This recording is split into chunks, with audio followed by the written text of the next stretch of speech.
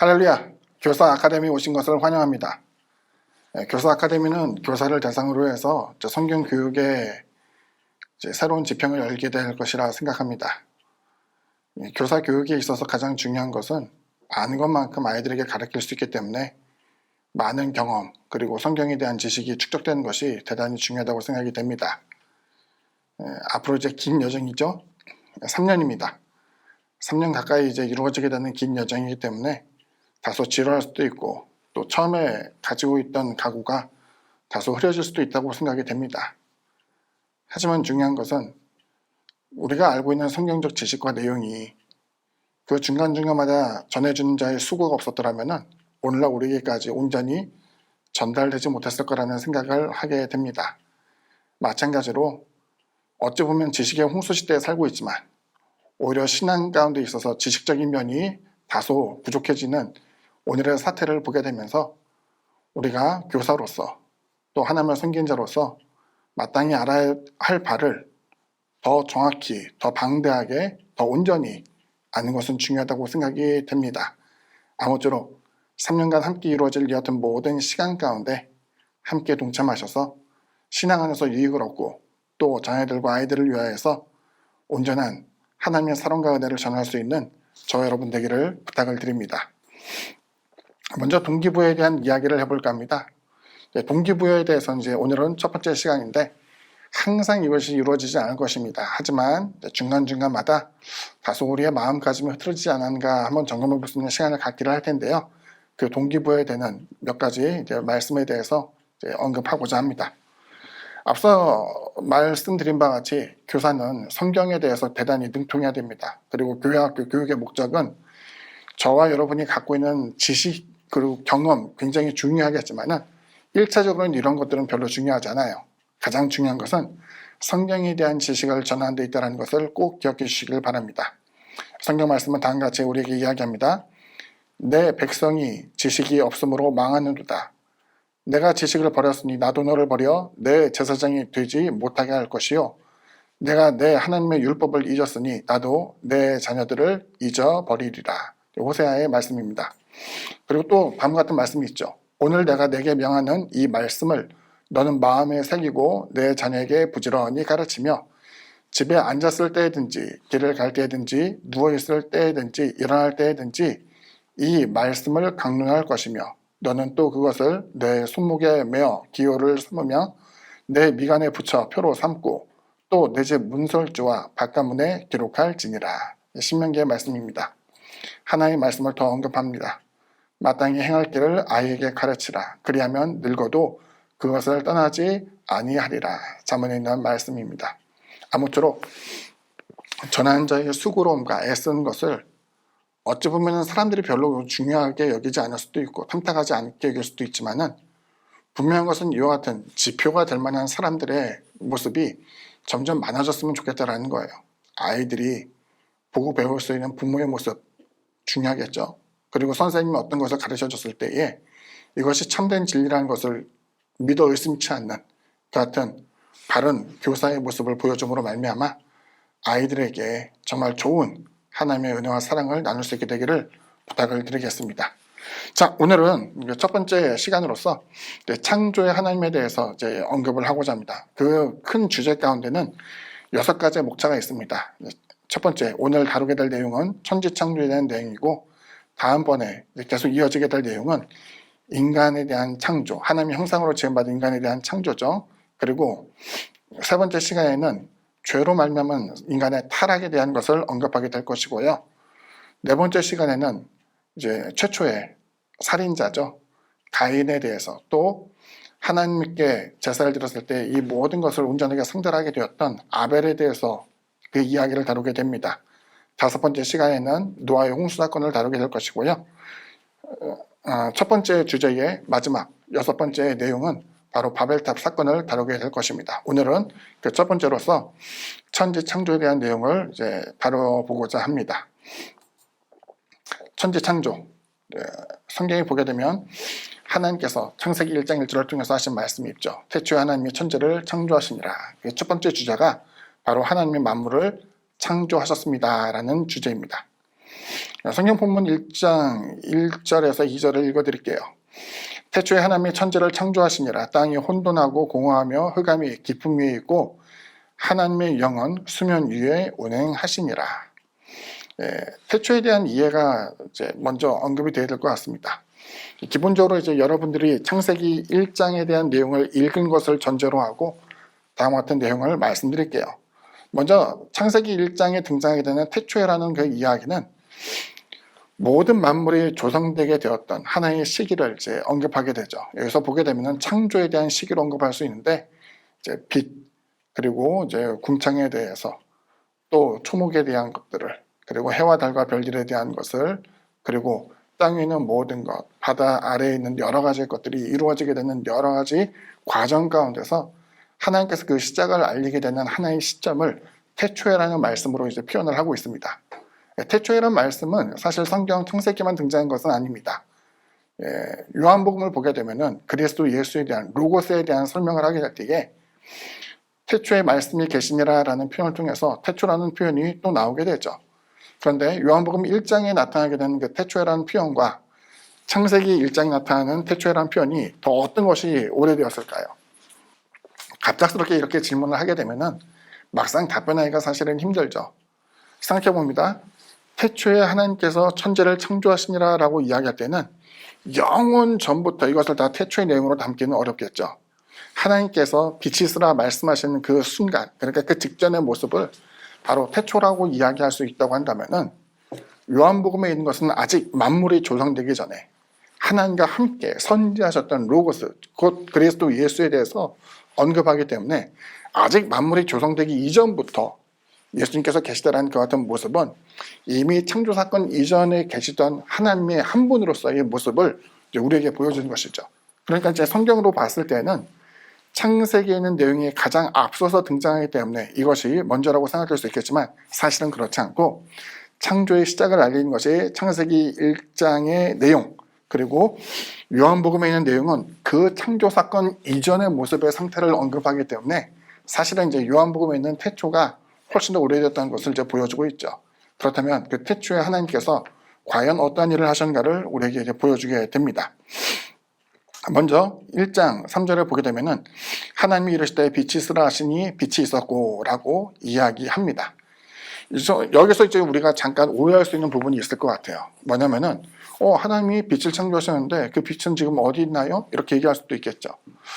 어떤 신학자는 이것을 다음과 같이 표현합니다. 하나님께서 천지를 창조하실 때에 출발을 알리게 되는 하나의 상징과 같은 팡파레가 울리듯이 이렇게 한 것은 아니었을까?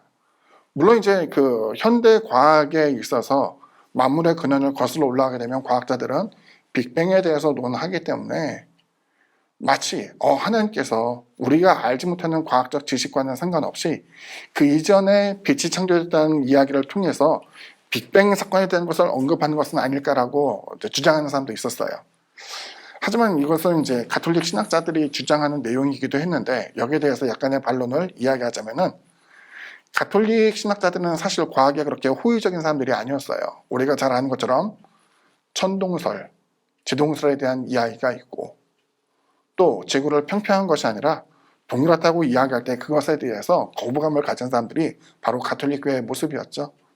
물론 현대에 있어서 종교적으로 해결할 수 없는 그 문제에 대한 것을 과학적인 여러 가지 시도로서 이야기하고 있는 것은 굉장히 바람직한 일입니다만 이것에 대해서 갑작스럽게 태도를 바꾸어서 아마 이것은 빅뱅 사건을 언급한 것이 아닐까라고 말하는 것은 다소 과격한 혹은 너무 아전인수적인 그 같은 주장이 아닐까라고 싶습니다. 분명한 것은 그 빛에 대해서 이것은 피조된 빛, 다시 말하면 만들어진 빛이라는 것을 보여주고 있고 오해하기 쉬운 것은 바로 예수님께서 나는 세상의 빛이다 라고 표현하는 내용과 상충될 수 있다는 겁니다. 요한복음 8장 12절 말씀이죠. 예수께서 또 말씀하여 이르시되 나는 세상의 빛이니 나를 따르는 자는 어둠에 다니지 아니하고 생명의 빛을 얻으리라. 만약 창세기 1장 3절에 나타나게 되는 빛에 대해서 언급하며 예수님께서도 혹시 창조된 것 아니야? 삼위일체 하나님이라고 하는데 성경에 보면은 아들이 아버지로부터 태어난다는 것을 전제로 할 때에 예수님 자신도 혹시 만들어진 것은 아닐까라는 잘못된 생각을 할 수 있다는 거예요. 우리는 하나님에 대한 이해를, 물론 뒤에 가서 좀 더 다루겠지만 하나님에 대해서 여러분이 잘 이해하셨으면 좋겠어요. 삼위일체 하나님은 누구로 인하여 만들어지지 않아요. 다시 말하면 피조되지 않는다는 거죠.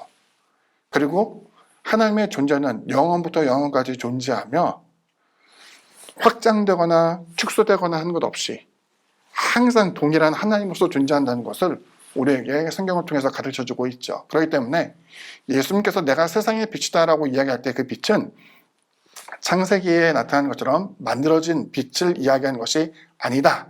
이것을 분명하게 해두고 성경에 보면 하나님께서 태초에 천지를 창조하셨다 할 때의 그 빛을 우리가 해석 자체는 빅뱅으로 이해를 하든 뭘로 이해하든 그것은 각자의 자유에 맡기지만 분명한 것은 하나님께서 첫째 날 빛을 창조했다는 것을 우리에게 분명히 가르쳐주고 있다는 거죠. 그리고 셋째 날과 넷째 날 그 부분에 대한 것도 사실은 논란의 여지가 많을 수 있죠. 여기 보게 되면 셋째 날에는 하나님께서 씨 맺는 채소와 나무를 창조하셨고 또 넷째 날에는 해와 달과 별에 대해서 창조하셨습니다. 이것에 대한 이해가 약간 필요한데 그것은 뭐냐면 우리가 알고 있는 과학적 상식과는 전혀 다르게 성경의 진술이 나타나고 있다는 거예요. 그러니까 둘째 날에 하나님께서 땅과 궁창을 만드시고 거기에 씨 맺는 채소를 만들었는데 우리가 생각할 때에 이것은 자연스러운 것 아닙니까? 라고 하는데 그 다음에 나타나는 것이 하나님께서 해와 달과 별을 그때 지으셨다. 넷째 날에 지으셨다라고 생각하는 거예요. 우리가 알고 있는 상식은 햇볕을 통해서 광합성 작용이 일어나게 되고 그래서 비로소 식물들이 생겨날 수 있다. 이끼가 생겨날 수 있고 훗날 나무가 생겨날 수 있다고 생각을 하게 되는데 여기 보게 되면 셋째 날 먼저 이루어지게 되고 넷째 날 비로소 인간 혹은 모든 생명체의 생존에 필요한 태양과 달과 별의 운동이 그 이후에 나타나기 시작한다는 것은 다소 우리가 받아들이기 힘든 모습일 거라 생각이 됩니다. 이제 학교를 다니는 아이가 있는 부모라면은 이 부분에 대해서 아이들에게 신앙적 교육을 하기가 굉장히 어려울 것 같아요. 뭐냐면 우리가 배울 때에 또 우리가 학습할 때에도 이것은 하나의 걸림돌이 되었을 텐데 아이들이 생각하기에 이건 과학적으로 이치에 잘 안 맞는 것 같아요. 혹은 진화론적인 관점에서 이것을 수용하는 것은 힘들 것 같아요. 말할 수 있겠죠. 그런데 이제 여기서 내용을 보게 되면 성경이 우리에게 왜 쓰여졌는가를 이해할 필요가 있어요. 성경은 대백과사전이 아니에요. 성경은 과학책도 아니에요. 물론 이와 같은 여러 가지 인간이 갖고 있는 상식과 경험, 교훈, 여러 가지 지표가 될 만한 말씀들이 많이 담보되어 있다 할지라도 중요한 것은 하나님께서 이 말씀을 언제 시대에 살고 있는 사람에게 주었는가를 충분히 고려할 필요가 있겠죠. 지금처럼 과학이 발달되지 못하고 물론 세대를 거쳐서 30년, 100년 그리고 수백 년이 흐르고 난 다음에는 더 발달된 과학적인 문명 가운데 살고 있겠지만은 중요한 것은 이 성경이 사람들에게 주어졌을 모세의 시대를 생각해 본다고 한다면은 그들이 이해하기에 합당한 내용으로서 적혀 있을 가능성이 크다라는 것을 우리가 짐작할 수 있죠. 물론 이와 같은 해석이라고 해서 앞서 말하였던 과학적 모든 지식에 대한 것을 뒤엎을 만큼 합리적인 해석이라고 말할 수는 없습니다. 제가 말씀드리고자 하는 것은 당시 세계관을 고려해서 우리가 이런저런 주장을 펼칠 수도 있겠지만은 분명한 것은 여전히 현재 과학과 부딪히는 부분임에 틀림이 없다는 것을 말씀드리고 싶고 중요한 것은 여기서 성경에서 언급한 것은 셋째 날과 넷째 날의 진술은 하나님께서 성경의 기자로 하여금 적게 한 내용임에 틀림없다는 것을 보여주고 있는 것이죠. 그리고 여러분이 갖고 있는 교재를 보게 되면은 이제 무로부터의 창조에 대해서 이제 언급을 합니다. 하나님께서 모든 물질이 생기기 전 이전부터 자존하시는 하나님이라는 것을 보여주고 있죠. 고대 근동, 다시 말하면 그 메소포타미아 지역과 혹은 이집트 문명 지역을 쭉 보게 되면은 거기는 창조에 대한 설화가 굉장히 많이 나와요. 그러니까 우리나라도 마치 창조에 대한 설화가 있지만은 우리나라의 창조 설화를 보게 되면 이미 세상은 만들어진 것으로 이제 전제가 되는 반면 그곳에서의 신화는 아직 세상 가운데 어떤 형성되어 있는 뭐 해와 달과 별들이 아직 만들어지기 이전의 상태까지도 이제 언급을 하는 거죠. 근데 대부분 어떻게 그 설화가 진행이 되냐면은 만물을 창조하는 신이 존재하고요. 그리고 그 피조가 되어지게 되는 이제 괴물이 될 수도 있고 상대방 신이 될 수도 있지만은 뭐 어떠한 물질을 매개로 해서 천지를 창조한 장면이 나와요. 예를 들어서 이제 가장 오래되었다고 하는 바벨론 신화를 보게 되면은 마르둑이라는 신이 티아맛이라는 괴물을 처치하고 몸을 반으로 갈라서 절반은 하늘에 속한 별과 달, 뭐 해 이런 것들을 만들게 되고 나머지 이제 절반을 가지고 땅, 바다 뭐 이런 것들을 만들게 되었다. 이런 이야기를 많이 하게 되는데 성경에서 언급하게 된 것은 좀 특별해요. 뭐냐면은 하나님은 물질을 재료로 해서 만들지 않고 하나님께서는 무로부터 이것을 창조했다는 것을 보여주고 있는 것이죠. 하나님이 만물이 조성되기 전 이전부터 자존하시는 하나님, 세상에 아무것도 없고 하나님 한 분이 존재했다는 것은 신앙의 영역으로서 받아들이는 굉장히 중요한 요소이기도 해요. 근데 여기에서 우리가 갖고 있는 이론은 당연하다 생각이 되겠지만 창세기에는 진술을 조금 보게 되면은 약간의 의혹이 가질 수밖에 없겠죠.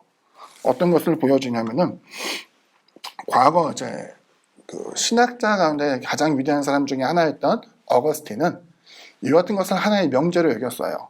하나님은 무로부터 모든 것을 창조하셨다. 그렇기 때문에 하나님이 영원 전부터 존재했던 그 당시에는 세상에 어떤 것도 없었고 하나님께서 만물을 창조함으로 말미암아 그 다음에 세상이 지어지게 되었다는 것을 보여주게 되는 것이죠. 그리고 창세기에는 내용이 그것을 뒷받침해 줄 거라고 이제 생각을 하는 것이었어요. 그런데 여기 보게 되면 몇 가지 논쟁거리가 나옵니다. 바로 혼돈과 흑암 그리고 수면에 대한 문제죠. 한번 볼까요? 우리가 생각해 봅니다. 성경 말씀 1장 2절을 보게 되면은 흑암이 깊음 위에 있고 하나님의 영은 수면에 운행하시니라 라고 되어 있어요.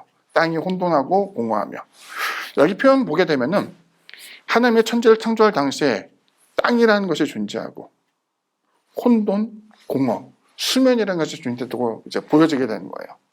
여기서 이제 우리가 추측해 볼 수 있는 것은 하나님께서 우리를 지으시고 그 모든 만물을 조성하실 때에 창세기 자체에 있는 내용을 보게 되면은 무로부터의 창조라기보다는 무질서로부터의 창조, 다시 말하면 정돈시키고 하나님께서 규정하셨다라는 것으로 이해해야 한다라고 보는 신학자들도 생겨나게 된 거예요. 그래서 여기 보게 되면은 하나님께서 그 영으로서 수면에 운행하시는 것 같은 모습을 통해서 하나님께서 이미 그 당시에는 만들어진 어떤 물질이 있었고 이것을 운행하시는 아니었는가라는 것을 조심스럽게 이제 표현을 한 것이죠. 물론 그렇다고 해서 하나님께서 모든 만물을 창조했다는 것을 거부하는 것은 절대로 아니에요. 다만 창세기 자체에서 등장하게 되는 몇 가지 물질에 대한 내용이 나오기 때문에 그 부분에 대해서 창세기의 태초에라는 그 표현에서는 만물이 창조된 것, 시작된 것에 대한 것을 알려주지만 완전한 이것을 이야기한 것이 아니라 어쩌면 무질서와 혼돈 가운데서 하나님께서 창조했을 수도 있다는 것을 이제 시도한 것이죠. 그런다고 하더라도 창세기 자체의 내용에 대한 이해는 달라지지 않을 거라고 이제 생각이 됩니다. 또 중요한 주제 가운데 하나는 하나님이 만물을 선하게 창조했다라는 내용입니다. 먼저 선하다라는 내용을 한번 우리가 살펴볼게요. 영어로는 이제 이것을 굿이라고 표현하게 되는데 우리는 선하다라는 그 말에 약간의 부가되는 하나의 내용을 더 추가해요. 보통 어떤 경우가 있죠? 이 사람은 선한 사람이야, 선한 사마리안이야 라는 표현을 쓸 때 선하다는 말에는 그냥 굿 사마리안 혹은 굿 피플 뭐 이렇게 얘기하는 것이 아니라 그 의미를 그냥 좋다, 좋은 사람 이렇게 하는 게 아니라 착한 사람, 착한 사마리아 사람 이렇게 표현하는 경우가 있다는 거예요. 그 선하다라는 그 이야기는 사실은 도덕적인 내용은 들어가잖아요. 그냥 좋다 이런 의미로 쓰여지게 되죠. 그럼 하나님께서 만드신 그 모든 것들은 선하다라는 것을 생활 중에서 우리가 이제 생각해 볼 필요가 있어요. 하나님께서 천지를 창조하실 때에 6째 날을 제외하고 계속적으로 하나님이 보시기에 좋았더라, 좋았더라, 좋았더라, 좋았더라, 좋았더라 표현을 하게 되면서 길게 느려지게 돼요. 그리고 모든 창조를 마치셨던 그 날을 하나님께서 또다시 이야기하며 보시기에 심히 좋았다라는 표현으로서 이것을 하나님께서는 이것이 좋은 것이다 라는 것을 규정하고 있어요. 물론 그 사이에서 신앙적인 주석을 가하는 사람들이 여섯 번째 날에는 하나님께서 인간을 만드시고 죄가 유입될 것을 알았기 때문에 하나님께서는 그것을 좋다라고 표현한 것은 아닐지도 몰라 말을 하겠지만, 그럼에도 불구하고 하나님께서 모든 만물을 창조하신 이후에 보시기에 심히 좋았다라고 이야기하신 것은 이것을 구태여 우리가 부정할 필요가 없죠. 다 긍정의 요소로서 이것을 받아들여야 돼요. 그런데 이게 하나의 문제가 생겼어요. 그렇다면 하나님께서 만드신 것이 모두 다 좋다고 하는데 악이라는 것은 어디서 생겼을까? 여기에 보게 되면 만물은 선하게 창조했다라고 이야기했던 그 내용도 사실은 이제 어거스틴이 갖고 있던 신학적 사상에서 나온 가능성이 커요. 그는 어떤 이야기를 했냐면은 그 하나님께서는 선하다, 하나님께서 만드신 것은 모두 다 선하다라는 그 개념을 갖고 있었는데, 어거스틴이 처음부터 기독교 신자였던 것은 아니었고, 사실은 이제 우리가 만이교 혹은 배화교, 그리고 이제 여러분이 세계사를 공부할 때에는 조로아스터교라는 신앙에 이제 빠져 있을 때가 있었어요. 배화교라는 것을 우리가 유추해 본다면은 불을 숭배하는 종교였기 때문에 불, 빛, 선, 진리 뭐 이런 것들을 뭉뚱그려서 빛으로서 이것을 이제 묘사하게 되는 거예요. 근데 빛에 대한 속성을 우리가 한번 이해해 볼게요. 빛과 어둠이 있으면 어둠에는 실체가 없잖아요. 다시 말하면 캄캄한 방에 들어갔을 때에 전기불을 딱 켜게 되면은 환하게 밝아지게 되는 것을 볼 때에 선이 드러나지 않고 미치지 않는 것이 바로 악이라고 생각하는 거예요. 다시 말하면 하나님께서 이 모든 만물을 창조하시고 선하게 만드셨는데 그 선이 미치지 않고 악이 드러나게 된 것, 드러난 것도 아니죠. 사실은 빛이 미치지 않기 때문에 다소 어두워져 있는 음영해진 그 부분을 악이라고 이야기하는데, 사실 성경에서는 이와 같은 내용을 수용하기가 쉽지 않아요. 왜? 악은 실체가 있어요. 하나님의 뜻을 거역하는 것이 악이고, 단지 하나님의 존재가 미치지 않기 때문에 그것이 어둠이 되고 악이 되는 것이 아니라 불순종, 거역한 것, 화를 내고 살인하고 뭐 등등에 대한 여러 가지 죄된 요소에는 분명한 실체가 있다는 것을 이야기해요. 실체가 없는 것은 처벌할 수 없죠. 실체가 없는 것에 대해서는 뭐라고 할 수가 없죠. 하지만 이와 같이 단지 악이라는 것을 선의 결핍으로만 이해하려고 했던 어거스틴의 논리와는 다르게, 이것은 하나님께서 세상을 만드실 때 모든 것을 선하게 만들었지만 그 가운데 불순종, 거역이라고 하는 그 부분에 대해서 악이 유입됐음을 우리에게 분명히 보여주고 있고, 그럼 그 악 자체는 어디서 창조가 되었을까요? 질문을 할 수 있겠죠. 그것은 나중에 신정론에 대한 문제를 다시 다루고자 합니다. 그래서 여기 있는 내용을 보게 되면은 우리가 전체적으로 이제 중요한 하나의 주제를 뽑게 돼요. 뭐냐면 우리는 오늘 성경을 다뤘잖아요. 성경은 세상에 있는 보편적인 지식과 별개로서 하나님께서 우리에게 주신 특별한 책이에요. 보편적인 지식에 대해서 다음과 같이 이야기하는 사람이 있었어요. 이것을 일반 계시라고 이야기하면서 이걸 또한 보편 계시라고 말하게 되는데, 자연 혹은 양심, 인간의 역사 등등을 보게 될 때에 신의 그림자, 다시 말하면 신의 존재를 막연하게 알 수 있는 그 길이 열리지 않았을까 생각하는 거예요. 이것을 규정하자면은 신의 존재는 인지할 수 있지만 구원에 이르지 못하는 거죠. 백사장에서 늦은 밤 하늘을 볼 때 쏟아진 듯한 많은 별들을 보면서 신이 있음에 틀림이 없어 라고 깨달을 수는 있겠지만, 신의 존재는 인지할 뿐 실질적으로 구원에 이르지 못한 것을 우리에게 보여주고 있고요. 오늘 우리가 다루게 되는 성경이 중요한 이유는 이것은 특별한 계시예요. 하나님께서 특별하게 나는 이러이러한 존재다라는 것을 언급하고 너희는 이와 같은 피조물이다, 너희는 이와 같은 행동을 해야 된다라고 가르쳐주는 그 성경과 그리스도 예수에 대한 내용을 보게 되면 이것은 구원에 이르게 되는 확실한 계시가 된다는 것을 우리에게 보여주고 있죠.